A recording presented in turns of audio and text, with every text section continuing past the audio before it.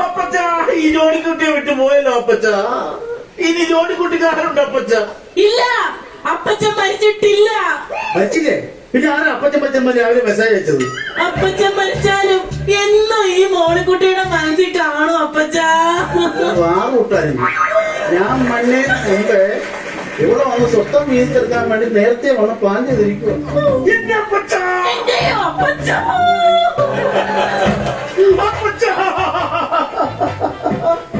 മരിക്കുന്നതിന് തൊട്ടു മുമ്പ് ഫോൺ ചെയ്തിട്ട്, മോനെ ജോണിക്കുട്ടി, ഞാൻ മരിച്ചതിന് ശേഷം ഈ വീടും പറമ്പും നീ എഴുതി എടുത്തോണം എന്ന് പറഞ്ഞു. സംസാരശേഷി ഇല്ലാതെ ഐസിൽ കിടന്ന് അപ്പച്ച ചേട്ടായി വിളിച്ചു പറയുമല്ലോ. എനിക്കിപ്പോഴാ ഓർമ്മ വന്നത്. Text message അയക്കുമായിരുന്നു.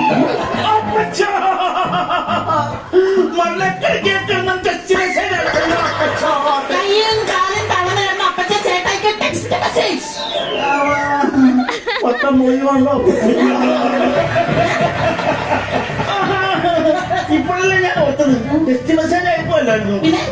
ഹോം നേഴ്സ് സൗദാമിനെ കൊണ്ട് എന്നെ വിളിച്ച് സൗദാമിനെ കൊണ്ട് പറയിക്കുമായിരുന്നു. ഹോം നേഴ്സ് സൗദാമിനോട് പറഞ്ഞ്, പോരെ ജോണിക്കുട്ടി, നീ വീടും പറമ്പും നീ തന്നെ എടുത്തോളെന്ന് പറഞ്ഞ് കളഞ്ഞല്ലോ അപ്പച്ച.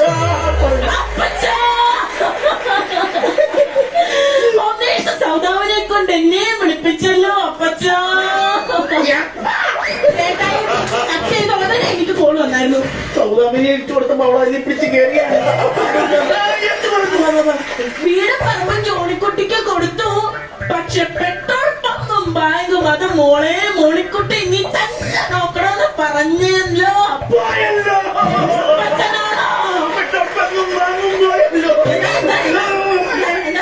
അപ്പച്ചൻ പോയല്ലോ. എന്നാ ഞാനിത് സത്യം പറയാം. എന്താ സത്യത്തെ അപ്പച്ചൻ എന്നെ വിളിച്ചില്ലായിരുന്നു. പക്ഷെ എന്നെ വിളിച്ചല്ലോ.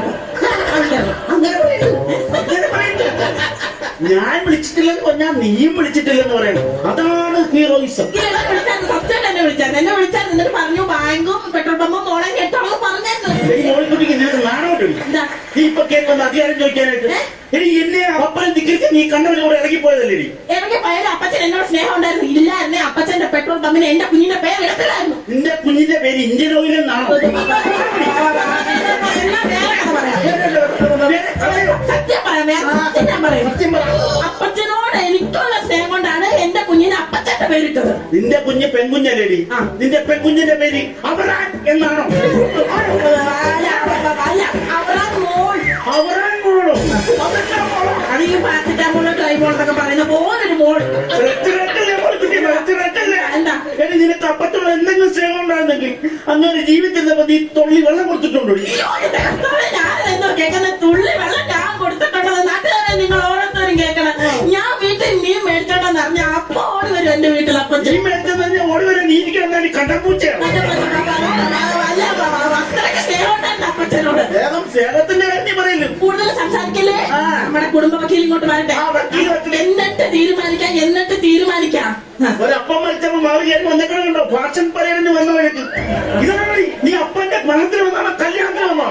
ചേട്ടാ എന്താണെന്നറിയാമോ, ഞാൻ ഇവിടുന്ന് ചാടിപ്പോയതല്ലേ. അപ്പൊ അന്ന് മേനക്ക് ഒരുങ്ങാനോ വീഡിയോക്ക് പോസ്റ്റ് ചെയ്യാനോ പറ്റില്ല. പക്ഷെ ഈ മരണം അത് ഞാൻ ശൈലിച്ചിട്ട്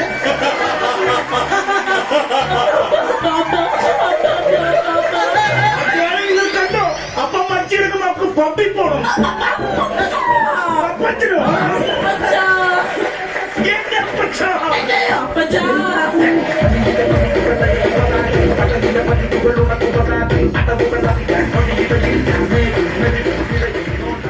ജോൺകുട്ടി എപ്പ എടുക്കാനാ പ്ലാൻ? 10 മണി കഴിഞ്ഞാൽ എപ്പോ വേണം എടുക്കാം. അതുവരെ പോകേണ്ട കാര്യമുണ്ടോ? നമുക്കൊരു 9:00 എടുക്കാൻ പാടില്ലേ? 9:00 എടുത്താൽ ബ്ലാക്കിൽ ഒരു വിവരയിലെ കൂടുതൽ പൈസ കൊടുക്കണം. നിന്റെ അപ്പന്റെ ബോഡി എപ്പോ എടുക്കുന്ന ചോദിച്ചത്? ഞാൻ പറയാൻ കേട്ടോ, ഇങ്ങോട്ട് വന്നപ്പോ പുറത്തുനിന്ന് നോക്കിപ്പോ നല്ലനാടൻ മരണം നടന്നൊരു വീടെന്നുള്ള ഫീലില്ല.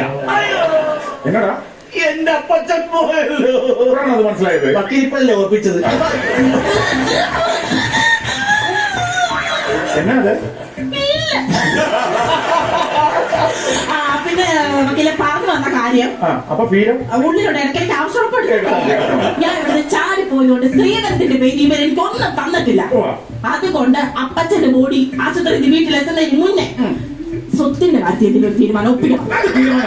മോളിക്കുട്ടി എന്നാ പ്രതീക്ഷിക്കുന്നത്? പെട്രോൾ പമ്പും ബാങ്കും അതെനിക്ക് തന്നെ വേണം. കമ്മീഷന്റെ കാര്യം ഓർത്ത് ടെൻഷൻ അടിക്കേണ്ട. 2% ഞാൻ തന്നിരിക്കും. എന്നാ പെട്രോൾ പമ്പിന്റെയും ബാങ്കിന്റെയും ആധാരത്തിന്റെ ഡേറ്റ് തീരുമാനിച്ചോ? ജോണിക്കുട്ടി പാമ്പ് പൊടി എനിക്ക് പെട്രോൾ പമ്പും ബാങ്കും ഒക്കെ വേണം. അതെനിക്ക് വേണം. 3% കമ്മീഷൻ വക്കീൽ ഞാൻ തന്നിരിക്കുന്നു. എപ്പോ തന്നു? തന്നത് കൂട്ടിക്കോ. എന്നാ പിന്നെ പമ്പും ബാങ്കും നിനക്ക് കിട്ടാതാണിക്കോ? മോളിക്കുട്ടി 4%. ജോണിക്കുട്ടി 5%. അത് പെടുവുള്ളൂ കേട്ടോ. ഞാൻ പെടുവുള്ളൂ. നിങ്ങൾ ആരെങ്കിലും ഒരു വിട്ടുവീഴ്ച ചെയ്യോ? കുറച്ചെങ്കിലും വിട്ടുവീഴ്ച ചെയ്യാൻ വക്കീലെ. മോളിക്കുട്ടി എന്റെ ചേട്ടൻ എനിക്ക് വേണ്ടി വിട്ടുവീഴ്ച ചെയ്യും. വക്കീലിന് അറിയാമോ?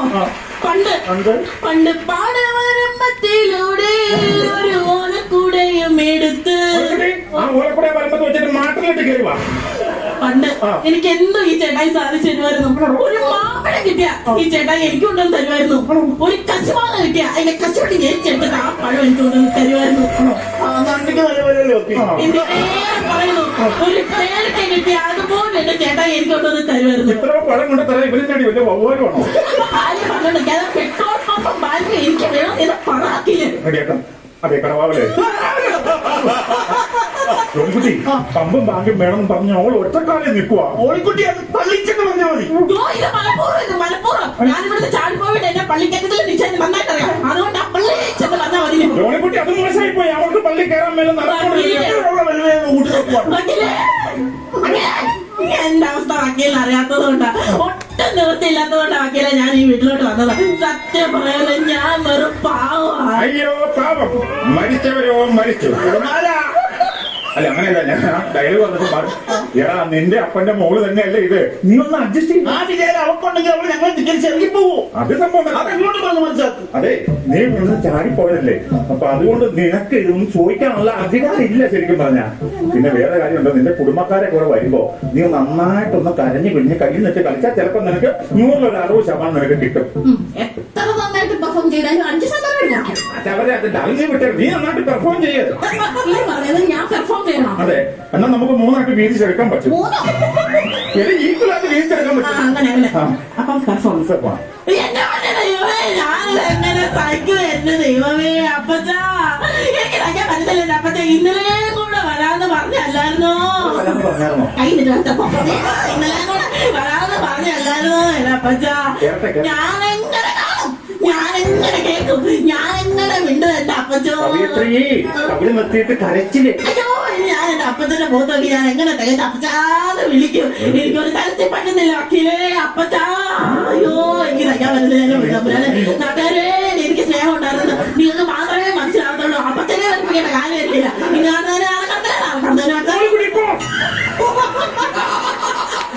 കയ്യിലിട്ട് കളിക്കണം. നീ കണ്ടോ വക്കീലെ 7% കമ്മീഷൻ ഞാൻ എന്നാ ഈ കേസിനെ കുറിച്ച് ഞാൻ ഉള്ളവരില്ലാത്തവര് ബാങ്കും പെട്രോൾ പമ്പും കൊടുക്കണമെന്ന് ബൈബിളിൽ പറഞ്ഞേക്കുന്നത്. ഞാനിതെങ്ങനെ സഹിക്കാൻ വക്കീലെ? എനിക്ക് സ്നേഹമില്ലെന്ന് മാത്രം വക്കീൽ പറയാറുണ്ട് കേട്ടോ.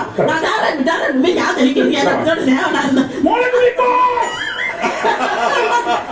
ഇല്ലാത്ത വഴികൾ പറഞ്ഞ് ചുറ്റു തന്നെയുള്ള പരിപാടി 9% കമ്മീഷൻ വേണം. 9%? എന്ന് ഒന്നാണ് കേസ് പഠിക്കണം.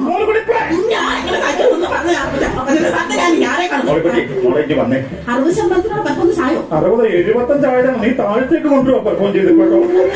എനിക്ക് സംഭവം വല്ലതും വേണോ? ഇതിന് സ്വത്ത് വല്ലതും വേണോ? ഇതുപോലെ കിടന്ന് പെർഫോം ചെയ്തിട്ട് കാര്യമില്ല, ലൈഫായിട്ട് ചെയ്യണം. ഞാനൊരു കാര്യം പറയാം. എന്തായാലും ഞാൻ എന്റെ കുടുംബത്തിലാണോ, ഞാനൊരു ഐഡിയ പറയാം. നിങ്ങൾക്ക് സമ്മാനം അതുപോലെ ചെയ്യാം. അതായത് ഈ സ്വത്തിന്റെ വീടും പുരടും ഒക്കെ കൊടുക്കണം. അതുപോലെ തന്നെ ബാങ്ക് നിനക്ക് തരാം, പമ്പ് ഞാൻ എടുക്കും. പമ്പ് വിട്ടുള്ള വിഷയമില്ല. എന്നാലും പമ്പ് നിനക്ക് തരാം, ബാങ്ക് ബുക്ക് കൊടുക്കാം, വീട് ഞാൻ എടുക്കും.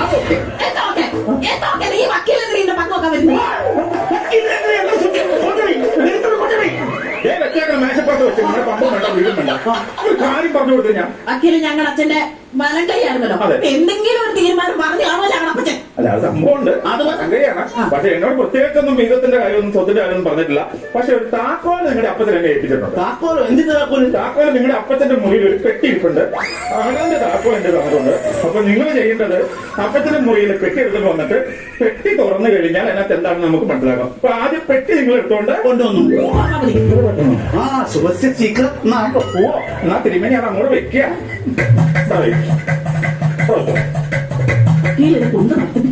പ്രാർത്ഥിച്ചു ഇന്നോട്ടോ എന്നാ സംഭവം എന്നുള്ളത് തുറന്നാ അറിയപ്പെട്ടു.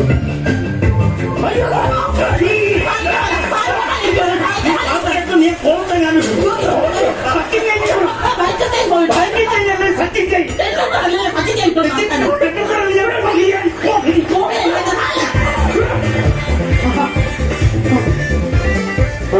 കൊള്ളാം, എല്ലാം വാരി എടുത്ത് ഞാൻ ഒരു കത്തിരിപ്പുണ്ടായിരുന്നു. കത്തോ? ബാക്കി സ്വത്തിന്റെ വായിക്കും. കത്ത് വായിക്കാം. അപ്പച്ചന്റെ പ്രിയപ്പെട്ട മോളിക്കുട്ടിയും ജോണിക്കുട്ടിയും അറിയുന്നതിന് ഞാൻ മരിച്ചതിന് ശേഷമായിരിക്കും ഈ കത്ത് നിങ്ങൾക്ക് ലഭിക്കുക. ഈ പെട്ടിയിലുള്ള ആഭരണങ്ങൾ നിങ്ങൾ ഇപ്പോൾ തമ്മിൽ തല്ലി തലകീറി വീതം വെച്ചിട്ടുണ്ടെന്ന് അപ്പച്ചനറിയാം. ഈ ആഭരണങ്ങൾ നമുക്ക് പാരമ്പര്യമായി കൈമാറി കിട്ടിയതാണ്. ഈ ആഭരണങ്ങൾ വിൽക്കുവാനോ ക്രയവിക്രയം ചെയ്യാനോ ശ്രമിക്കരുത്. അഥവാ അങ്ങനെ ശ്രമിച്ചാൽ പോലീസ് പിടിക്കും. അത് മുക്കുകൊണ്ടാണ്.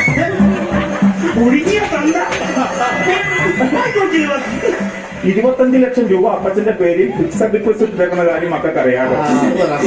സാഹചര്യത്തിന്റെ സമ്മർദ്ദം മൂലം ഹോം നേഴ്സ് സൗദാമിനിയുമായി ഊട്ടി, കൊടൈക്കനാൽ, ഗോവ, കുളു മണാലി തുടങ്ങിയ തീർത്ഥാടന കേന്ദ്രങ്ങൾ സന്ദർശിക്കുന്നതിനായി അപ്പച്ചൻ 25 ലക്ഷം പിൻവലിച്ചു. അതും വലിച്ചു.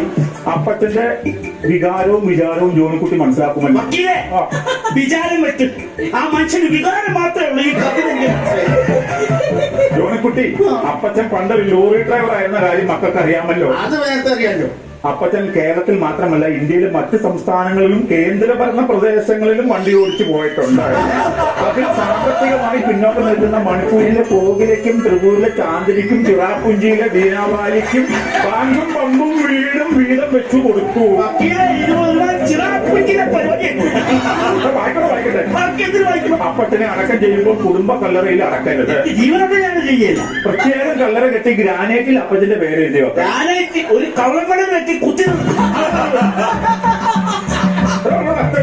വക്കീലെ. അപ്പൊ ഞങ്ങൾക്കൊന്നുമില്ലേ? ഞാൻ പറയുന്നത് വക്കീലും കൊണ്ടറിഞ്ഞുള്ള പരിപാടിയില്ലേ? ഞങ്ങൾ സ്വത്ത് മുഴുവൻ ഇന്ത്യ രാജ്യം മുഴുവൻ പിരിച്ചു. കോഴിക്കോട്ടെ ഞാനൊരു കാര്യം പറയട്ടെ. നിന്റെ അപ്പച്ചനൊരു വണ്ടി ഉണ്ടെന്നേ എനിക്കറിയാവുള്ളൂ. അത് നാഷണൽ പെർമിറ്റ് വണ്ടിയാണെന്ന് എനിക്കറിയാൻ പാടില്ല. ജോലിക്കുട്ടി വക്കീലെ